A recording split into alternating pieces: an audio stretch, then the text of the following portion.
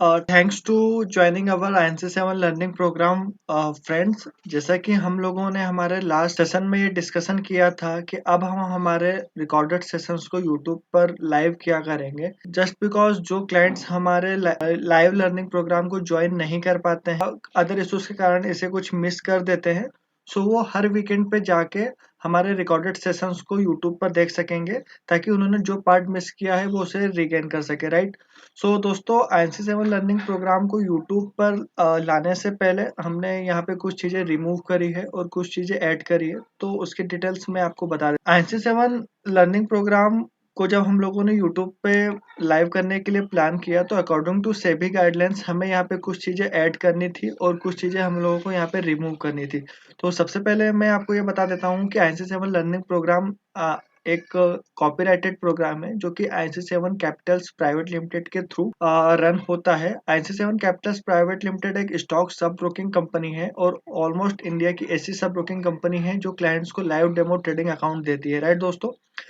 और इसके अलावा इस लर्निंग प्रोग्राम के जो ऑथर है वो मिस्टर सत्यम शुक्ला है।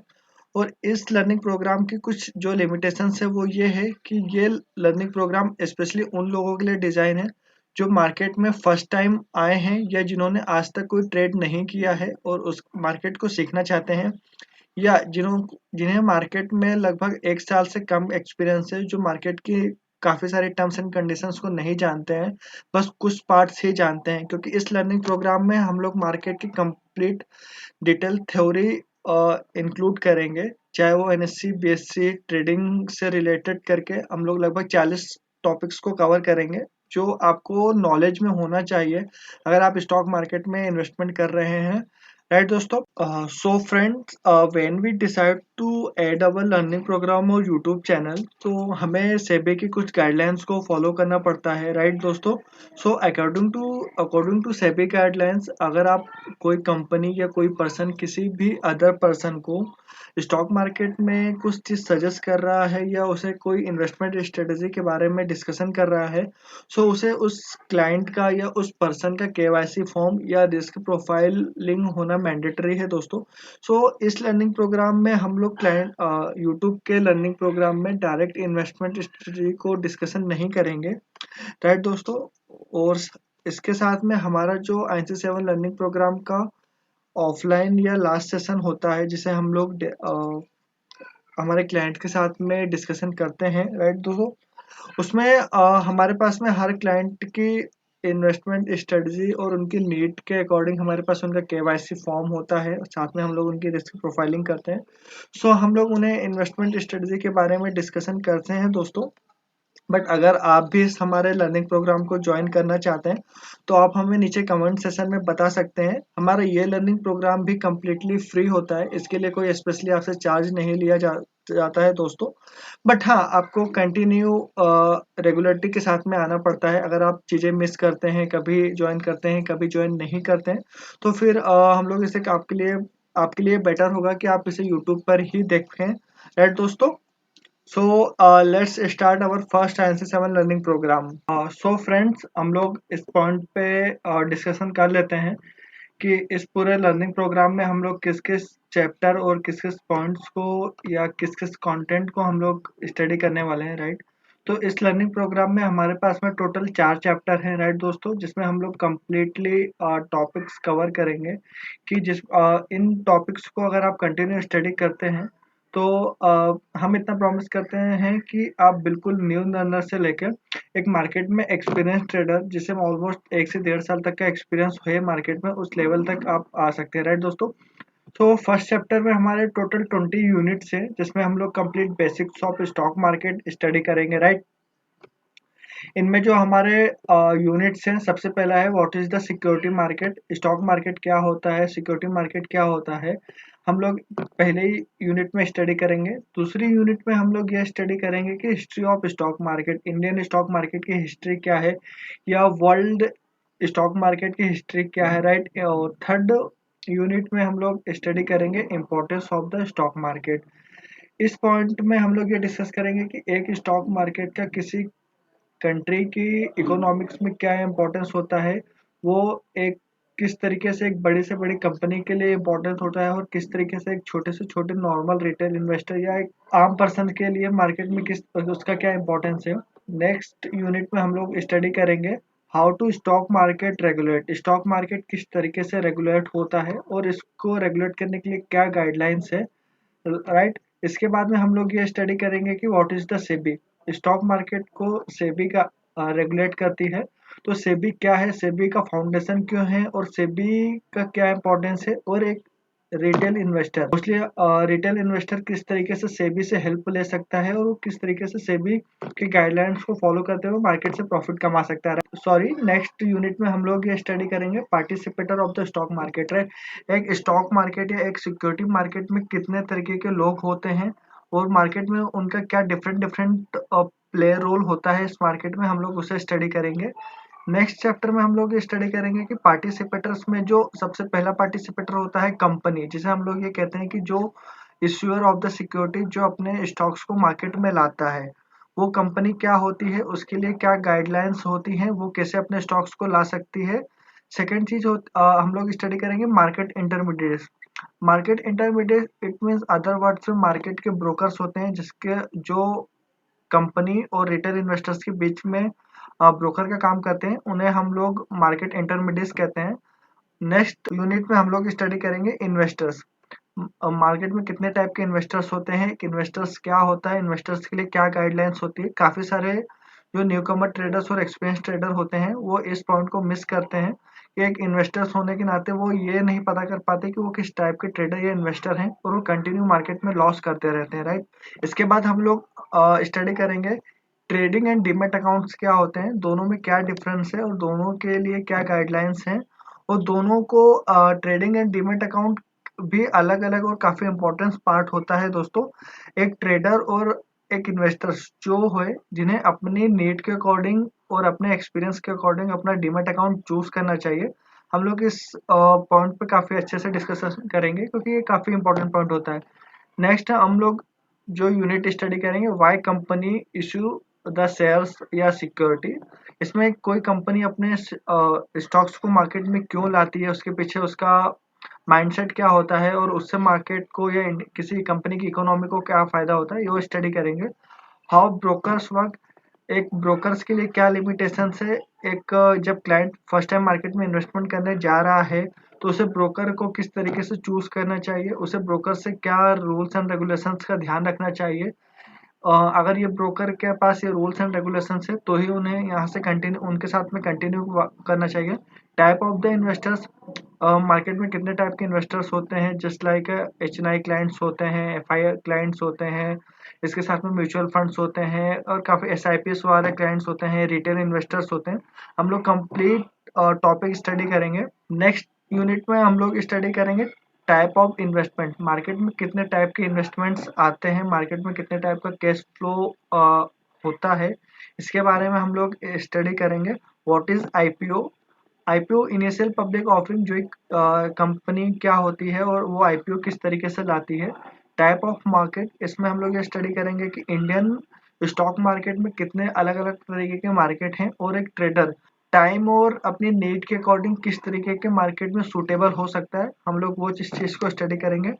कैश एंड डेरिवेटिव, दोनों मार्केट क्या क्या होते हैं और दोनों में क्या डिफरेंस है। एक ट्रेडर को जो कि न्यू कमर है या एक्सपीरियंस है, उसे अपने पोर्टफोलियो को किस तरीके से मैनेज करना चाहिए ताकि वो कैश और डेरिवेटिव दोनों का कॉम्बिनेशन बना सके।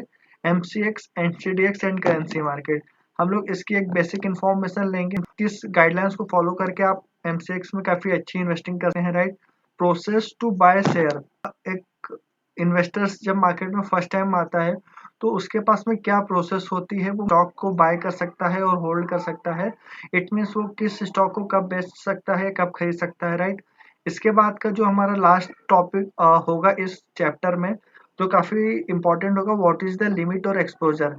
एक जब एक रिटेल इन्वेस्टर्स या मार्केट में आता है तो उसे ब्रोकर एक बहुत ही अमेजिंग सी चीज देते हैं, एक्सपोजर, जिसके बारे में जब क्लाइंट नया नया सुनता है तो उससे थिंक यार ये तो बहुत अच्छी चीज है, ये तो मेरा प्रॉफिट डबल ट्रिपल कर देगी। बट इन द एंड जब एक नया इन्वेस्टर लिमिट एक्सपोजर को यूज करना स्टार्ट करता है तो वो अपना लॉस ही करता है।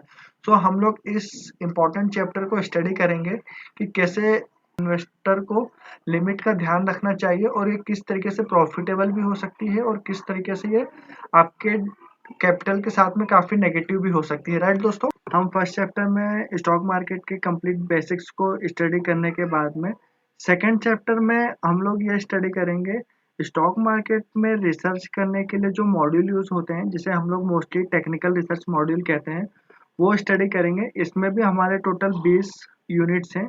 सो एक बार इनका इंट्रोडक्शन कर लेते हैं कि इस टोटल 20 यूनिट्स में हम लोग क्या स्टडी करने वाले हैं। राइट दोस्तों, फर्स्ट तो हमारा यूनिट होने वाला है what is the technical module. इस टेक्निकल मॉड्यूल में हम लोग ये स्टडी करेंगे कि टेक्निकल मॉड्यूल होता क्या है और टेक्निकल मॉड्यूल किस तरीके से स्टॉक मार्केट में यूज किया जाता है। सेकेंड हमारा जो यूनिट है वो है history of technicals. Technical research की हिस्ट्री क्या है, ये कहाँ से जनरेट हुई है और किस तरीके से लोगों ने इसे अडॉप्ट किया है। यूनिट में हम लोग स्टडी करेंगे how technicals work. Stock market में टेक्निकल रिसर्च मॉड्यूल जो इन्वेस्टर्स के थ्रू या ट्रेडर्स के थ्रू यूज किया जाता है, वो किस तरीके से वर्क करता है स्टॉक मार्केट में, इस चीज पे हम लोग स्टडी करेंगे। इसके बाद में हम जो जिस यूनिट को स्टडी करेंगे वो है elements of the technical module. Technical research करने के लिए कौन कौन से मॉड्यूल यूज किए जाते हैं, कौन कौन सी एलिमेंट्स यूज होते हैं टेक्निकल रिसर्च को करने के लिए। सबसे पहले हम इस स्टडी में सबसे पहले स्टडी करेंगे what is the candle stick. Candle stick क्या होता है। इसके बाद में हम लोग स्टडी करेंगे टाइप्स ऑफ कैंडल स्टिक,